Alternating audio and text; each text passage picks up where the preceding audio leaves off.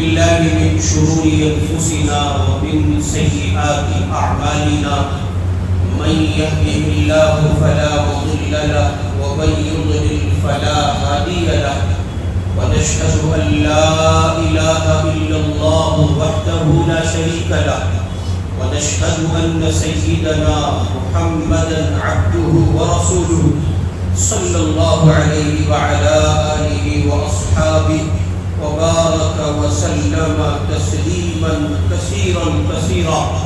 أما بعد، أعوذ بالله من الشيطان الرجيم. بسم الله الرحمن الرحيم.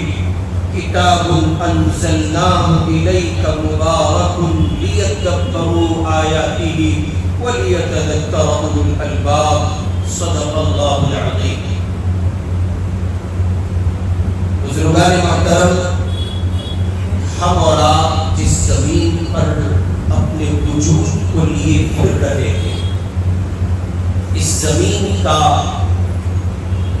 اس کائنات کا، اس دنیا کا ایک بنانے والا ہے، جس نے اس کائنات کو بڑے اہتمام کے ساتھ ایک خاص غرض کے لیے پیدا کیا.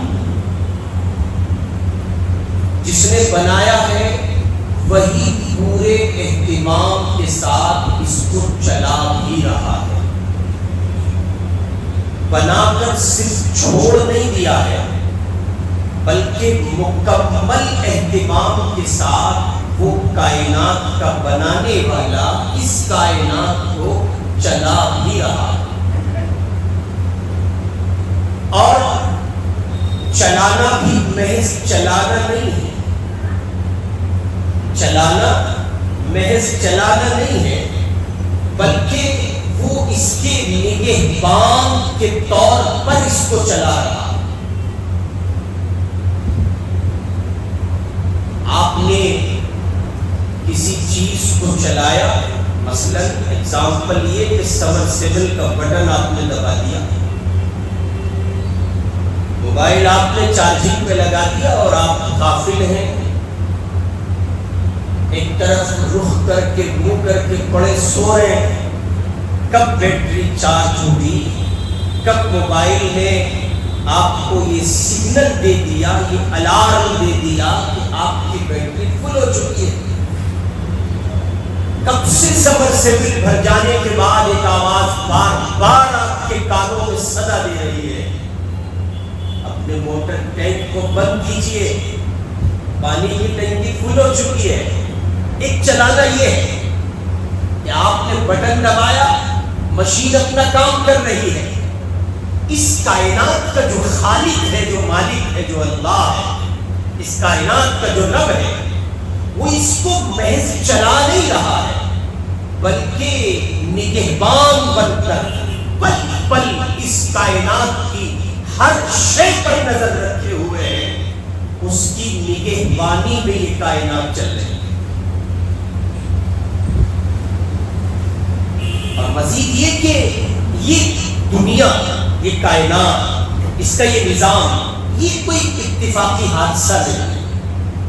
جیسا آپ کوئی گولا پھٹا اور اس گولے کے پھٹنے کے نتیجے میں دنیا وجود پا گئی، کائنات کے انسان بن گئے اور کائنات کے جانور بن گئے، جنات کو الگ وجود ملا، انسانوں کی دنیا الگ بنی اور جانوروں کی خاکیں الگ سجے. ایسا نہیں ہوا. یہ نظام ہے اور اس سب کا ایک خالق ہے، اس سب کا ایک مالک ہے. اس کے پیچھے ایک ذات ہے جو اس کائنات کی تنہا مالک ہے، جس نے قرآن مجید میں کہا ہے وَمَا خَلَقْتُ الْجِنَّ وَالْإِنسَ إِلَّا لِيَعْبُدُونِ. اس کائنات کی دو عظیم مخلوق کی تخلیق کا مقصد بیان کیا ہے. اللہ رب العزت والجلال اس کائنات کے تنہا مالک ہے. چنانچہ یہ حادثے کی پیداوار نہیں ہے، اسے بنانے والے نے بڑے اہتمام سے اور شان کے ساتھ بنایا. اور یہ بات ذہن نشین ہو جانی چاہیے کہ بنانے والے کے سوا یہاں کوئی معبود نہیں ہے، بنانے والے کے سوا یہاں کوئی حکمران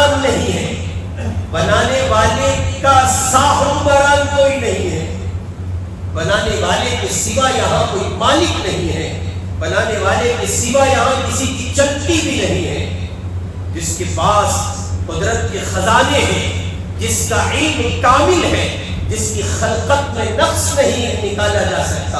اللہ پاک فرما رہے فارجع البصر هل ترى من فطور ثم ارجع البصر كرتين ينقلب اليك البصر خاسئا وهو حسير۔ قرآن اٹھائیں، سورہ ملک کی آیت نمبر 3 اور 4 دیکھیں۔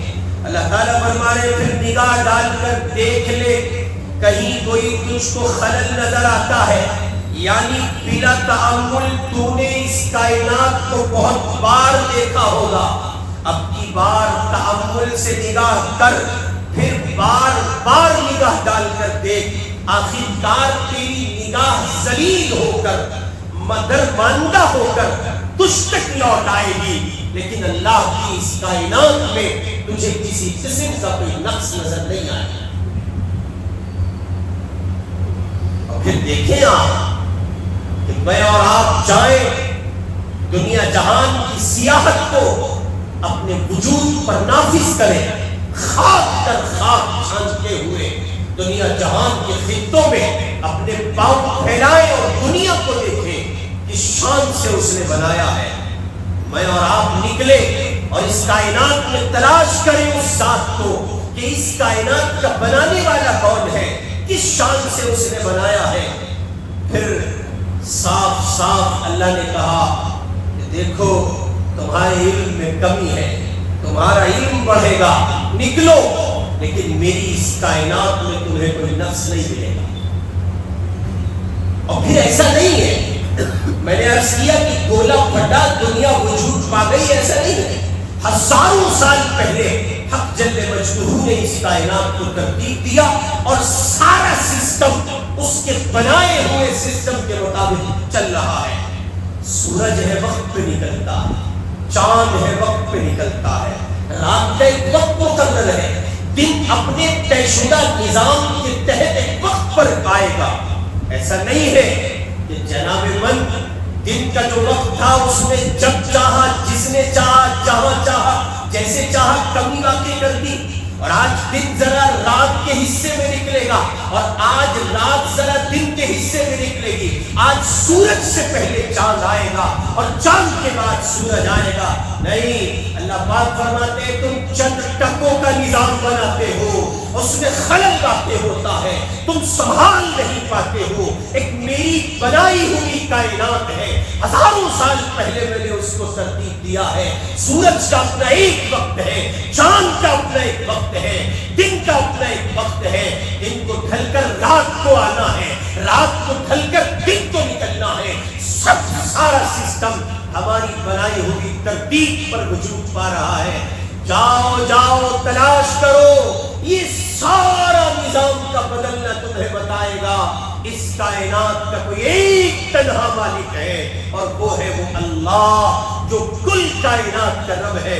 رب السماوات والارض، اس کے سوا کوئی نہیں ہے، کل کائنات اس کے قبضے میں ہے، زمین و آسمان کے سارے خزانے اس کے قبضے میں ہے، کل کی کل دنیا، ساری کی ساری دنیا اس کی ایک کن کی محتاج ہے۔ وہ چاہتا ہے تو ہوتا ہے، وہ نہیں چاہتا تو نہیں ہوتا۔ اور میں نے عرض کیا کہ نگہبان بن کے چلا رہا ہے۔ کیا بن کے چلا رہا ہے؟ آپ توجہ کریں، شاید ناشتہ نہیں کر کے آئے ہیں۔ آدمی جب گفتگو سنے تو اس کا ثبوت دے کہ وہ سن رہا ہے۔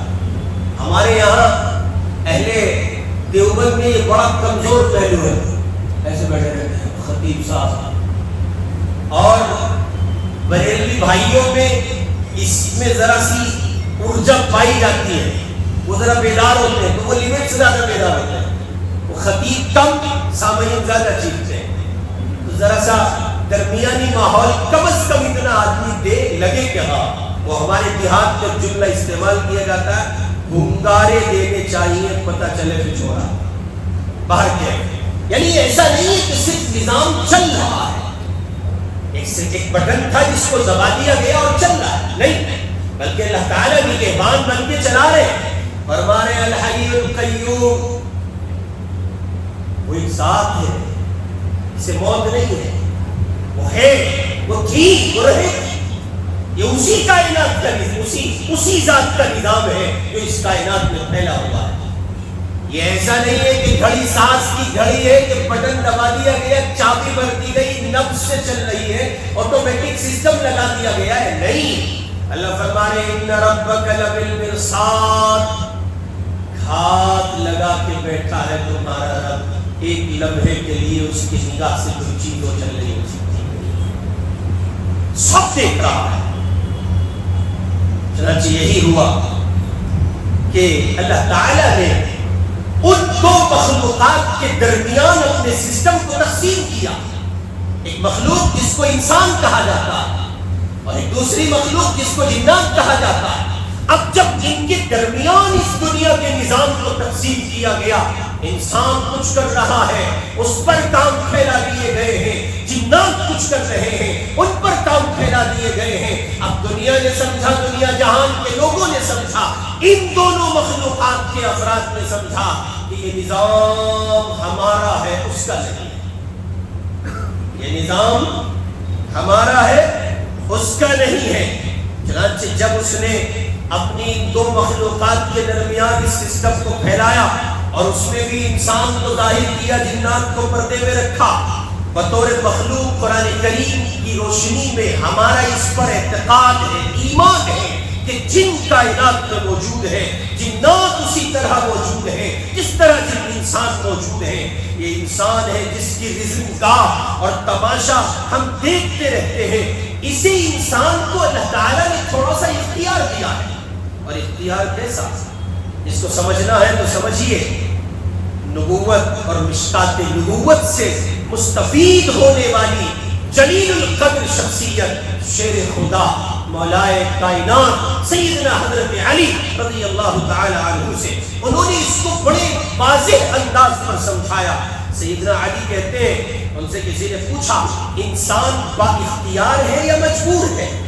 انسان با اختیار ہے، اس کے پاس طاقت ہے، پاور ہے، پوزیشن ہے، مقام ہے، یا اس کو یہ طاقت اختیارات حاصل ہے یا پھر وہ مجبور ہے؟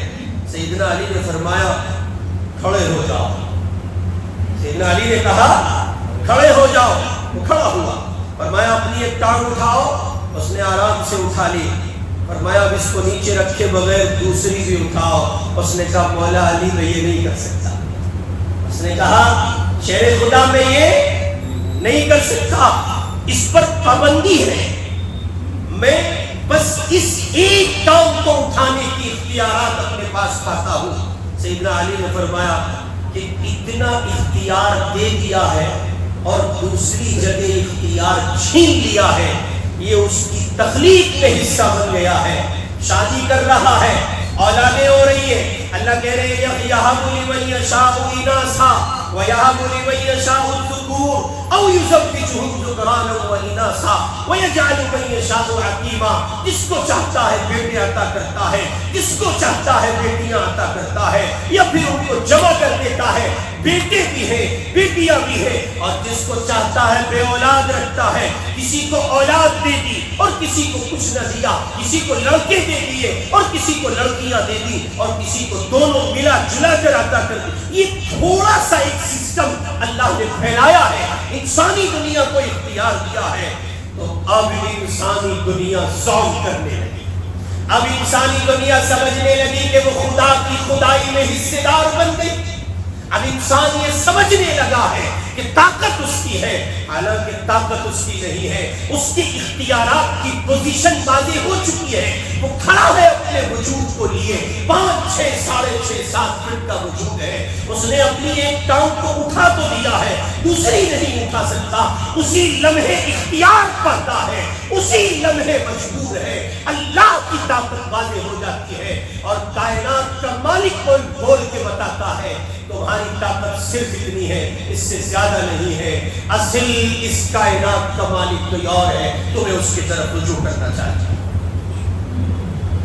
چنانچہ وہ کام کی تقسیم، پروردگار کے عطا کردے اختیارات، وہ عطائی طاقت، اس کے نتیجے میں ظلم پیدا ہوا، اور پھر کسی کو زمین کی کاشت دے دی گئی، تو وہ کاشتکار بن کر فصل اگانے لگا اور اس نے یہ سمجھا کہ وہ ان داتا ہے، وہ اگر دے گا تو دنیا کھائے گی۔ اللہ کہہ رہے نا نا نا نا نا، آؤ سورہ واقعہ پڑھو۔ پروردگار بول کے بتاتا ہے کاش کہ میں نے اور آپ نے قرآن پڑھا ہوتا، کاش کہ میں اور آپ قرآن کی زبان سمجھتے، کاش کہ میں اور آپ قرآن کو اس کے معنی اور اس کے مفاہیم کے ساتھ دورانیے سے گزرتے ہوئے پڑھ لیتے۔ افسوسناک پہلو ہے کہ جہان بھر کی چیزیں پڑھی جاتی ہیں اور اگر نہیں پڑھا جاتا تو اللہ کا قرآن نہیں پڑھا جاتا۔ قرآن بول کے بتا رہا ہے کتاب انزلناہ الیک مبارک لیدبروا آیاتہ ولیتذکر اولو الالباب۔ اب وہ کاشتکاری کرتے کرتے گاؤں سے شہر آ گیا، تجارت کرنے لگا تو ذرا سا اترانے لگا، اکڑنے لگا، ہواؤں میں اڑتا نظر آ رہا ہے۔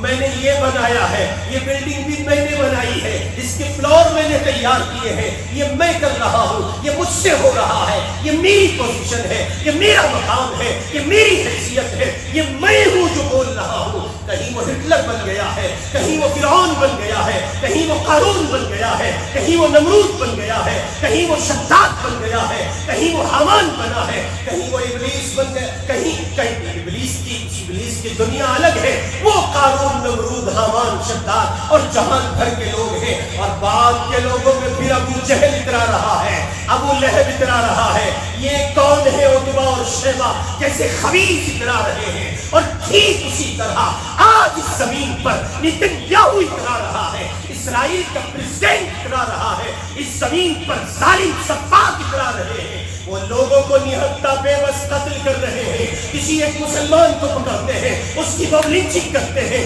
مارتے مارتے مار ڈالتے ہیں۔ وہ یہ سمجھتے ہیں طاقت ان کی ہے، اختیار ان کو دے دیا گیا ہے۔ اللہ کہہ رہے ہیں یہ اختیارات بھی اصل میں اتنے محدود ہیں کہ جب ہم پکڑنے پہ آئیں گے تمہیں پتہ بھی نہیں چلے گا اور گرفت ہو چکی ہوگی۔ کچھ نے سمجھا کہ ہم فل بہومت سے آئیں گے اور آئے۔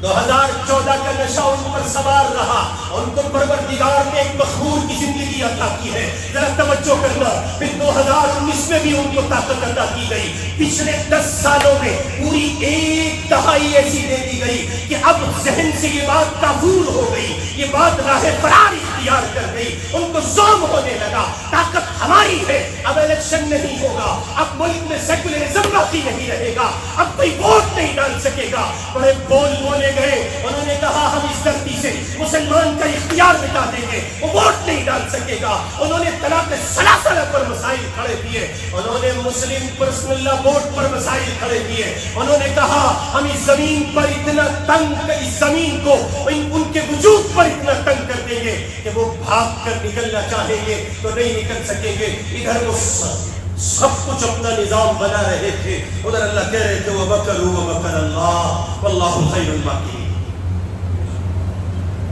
پروردگار نے پھر ان کو بتایا، سیدنا علی کا وہ قول ذہن میں رہے، اپنی ٹانگ اٹھاؤ، ٹانگ اٹھائی کہ اب اس کو رکھے بغیر دوسری اٹھاؤ۔ 14 بھی دیا تھا، 19 بھی دیا تھا، لاؤ لاؤ فل بہومت لاؤ، لا کر تو بتاؤ۔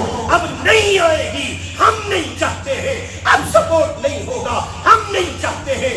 ایودھیا کی سیٹ ہار جاؤ گے، ہم نہیں چاہتے ہیں۔ پتہ چلا اس کائنات کا مالک کوئی اور ہے، نظام کسی اور کا چلتا ہے۔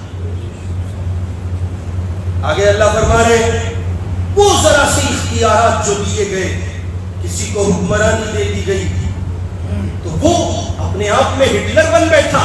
جیسے آج غزہ کی زمین پر خوراک کو تنگ کر دیا گیا اور معصوم نہتے بے بس اللہ کے لاچار مظلوم معصوم فلسطینی مر رہے، اور فلسطین کے ایک عالم دین کا قول ہے کہ اگر اس زمین پر گھاس بکتی ہو تو غزہ کے پاس، وہاں کے مسلمانوں کے پاس، وہاں کے باشندوں کے پاس اتنے بھی پیسے نہیں ہیں کہ وہ گھاس خرید کر کھا سکے۔ اللہ تعالیٰ کہتے ہیں کہ یہ ایک سسٹم ہے، نظام ہے، ہم نے ذرا تقسیم کیا، لیکن سچائی یہ ہے کہ کوئی اور نہیں ہے، ہم ہیں۔ اس کائنات کو میں نے تمہارے سپرد نہیں کیا. میں جب چاہتا ہوں حکمرانی بدل دیتا ہوں, طاقت کا توازن پیدا کرتا ہوں, ایسے ایسے افراد کو مجبوری بنا دیتا ہوں کہ جن کو تم یہ کہتے تھے. توجہ کرنا ہنٹ دے رہا ہوں, اگر ہندوستان کی پالیٹکس میں یہاں کی سیاست میں کچھ منظرنامے پر نظر رکھتے ہو, اللہ کہہ رہے تم کہتے تھے کہ ہم اس کو تمہاری مجبوری بنا دیں گے. وہ بنایا خدا نے, دکھایا اللہ نے, سسٹم بدل کے رکھ گیا ہے. وہ ایک آدمی جس کے بارے میں بڑا آدمی کہتا تھا, اسے پوچھا گیا آپ ان کے بارے وہ کون؟ اللہ کہہ رہے اتنی لا علم, اتنی عقل, اتنا غرور کس بات پر کر رہے؟ تم نہیں ہو, ہم ہیں, ہماری طاقت ہے, ہمیں اس کائنات کے مالک. ہم جب چاہتے ہیں نظام بدل دیتے ہیں. آؤ ہم نے نظام بدلا ہے, اور بدلے ہوئے نظام کی ذرا گتھیاں تو دیکھو, سلجھنے کا نام نہیں لے رہی ہیں. بدلے میرے سرکار نظر آتے ہیں. یہ بلا وجہ نہیں بدل رہے, اصل میں طاقت کا ظہور اظہار ہو رہا ہے. طاقت کا مظہر ہے, اور وہ طاقت اصل میں اللہ کی ہے. اللہ بتا رہے ہیں سورہ عنکبوت میں پروردگار فرما رہے ہیں فَكُلًّا أَخَذْنَا بِذَنبِهِ, تو ہم نے ہر ایک کو اس کے گناہ کی سزا میں پکڑ لیا. بالکل ابتدا کی بات ہے, کہتے تھے گھر واپسی کرو. اللہ کہہ رہے وَقَالَ الَّذِينَ كَفَرُوا لِرُسُلِهِمْ لَنُخْرِجَنَّكُم مِّنْ أَرْضِنَا أَوْ لَتَعُودُنَّ فِي مِلَّتِنَا فَأَوْحَىٰ إِلَيْهِمْ رَبُّهُمْ لَنُهْلِكَنَّ الظَّالِمِينَ. یہ پیغمبروں سے بھی کہا گیا واپس آؤ, واپس, نئی بات نہیں ہے. اللہ نے ان پر وحی بھیجی پیغمبروں پر, اور کہا گھبرانا نہیں, ہم ظالموں کو ہلاک کریں گے. وَلَنُسْكِنَنَّكُمُ الْأَرْضَ مِن بَعْدِهِمْ, اور ان کے بعد تمہیں یہاں بسائیں گے. جی ہاں, کائنات اللہ کی ہے, زمین اللہ کی ہے, آسمان اللہ کا ہے. زمین و آسمان میں سب کچھ جو ہے وہ اللہ کا ہے. پھر کسی کے باپ کا کیا راز چلتا ہے؟ میاں یہ آنے جانے والے مسئلے ہیں. آج تم ہو, کل کوئی اور تھا, کل کوئی اور تھا. اللہ کہہ رہے فَمِنْهُمْ مَنْ أَرْسَلْنَا عَلَيْهِ حَاصِبًا, سو ان میں بعضوں پر ہم نے دھند ہوا بھیجی. جو ہوا ہے جس کے نتیجے میں ہم سانس لے رہے, ذرا توجہ کریں, خدا کا حکم ہو, تیز چلنے لگے تو دیکھو قوم سمود کو دیکھو, عاد کو دیکھو, وجود کو دیکھو, سمود کا وجود دیکھو, عاد کا وجود دیکھو. پہاڑوں کو, پتھروں کو اپنے ہاتھ سے کاٹ کر تراش کر مکانات تو محلات بنانے والی قوم ہے. اللہ کہہ رہے یوں تنکوں کی مانند بکھرے پھر رہے تھے, اور ہم بول کے بتا رہے تھے کائنات کے تنہا مالک اللہ. کاش کہ میں نے اور آپ نے قرآن پڑھا ہوتا, کاش کہ میں نے اور آپ نے قرآن پر نظر رکھی ہوتی, پھر اللہ تعالیٰ ہمیں اور آپ کو ان راہوں سے گزارتا جہاں یہ واضح ہو جاتا ہے. اور معاف کیجئے بہت وسوخ کے ساتھ علی وجہ البصیرت یہ جملہ عرض کر رہا ہوں, سارا کھیل یقین کی دنیا کا ہے. جس دن مجھے اور آپ کو یہ سمجھ آ جائے کہ سب کچھ کائنات میں اللہ کا ہے, اس کے حکم کے بغیر کچھ نہیں ہوتا, پھر سب مکھی مچھر ہے, باقی کوئی حیثیت نہیں. وَلَوْ بَسَطَ اللَّهُ الرِّزْقَ لِعِبَادِهِ لَبَغَوْا فِي الْأَرْضِ وَلَكِنْ يُنَزِّلُ بِقَدَرٍ مَا يَشَاءُ إِنَّهُ بِعِبَادِهِ خَبِيرٌ بَصِيرٌ. اللہ تعالیٰ اپنے سب بندوں کے لیے روزی فراخ کر دیتا تو وہ دنیا میں شرارت کرنے لگتے, لیکن جتنا جس کا رزق چاہا اس نے مناسب سمجھا, اتار دیا. سارے مالدار ہو گئے تو فرعون ہو جائیں گے, سارے غریب ہو گئے تو ایمان دے بیٹھیں گے. اللہ جانتے ہیں توازن برقرار رکھنا ہے, کس کو کیا کب کتنا دینا ہے اللہ جانتا ہے, اللہ کے سوا کوئی نہیں جانتا. سنیے, یہ نئی بات نہیں ہے کہ حکمرانی ملنے پر لوگ اترانے لگے, اپنی طاقت کے نشے میں چور ہو کر, پورے طور پر گم ہو کر وہ دنیا انسانیت پر ظلم کرنے لگے. یہ اس سے پہلے بہت رہا ہے, لیکن یہ صرف وقتی ہوتا ہے, بالآخر نتائج چور نکلتے ہیں. اس لیے قرآن سبق دے رہا ہے. قرآن کیا دے رہا ہے؟ اجی بولے قرآن کیا دے رہا ہے؟ سبق دے رہا ہے. افحسبتم انما خلقناکم عبثا وانکم الینا لا ترجعون. ہاں, تو کیا تم نے یہ خیال کیا تھا ہم نے تم کو یوں ہی محمل خالیت حکمت پیدا کر دیا اور یہ خیال کیا تھا کہ تم ہمارے پاس نہیں جاؤ گے؟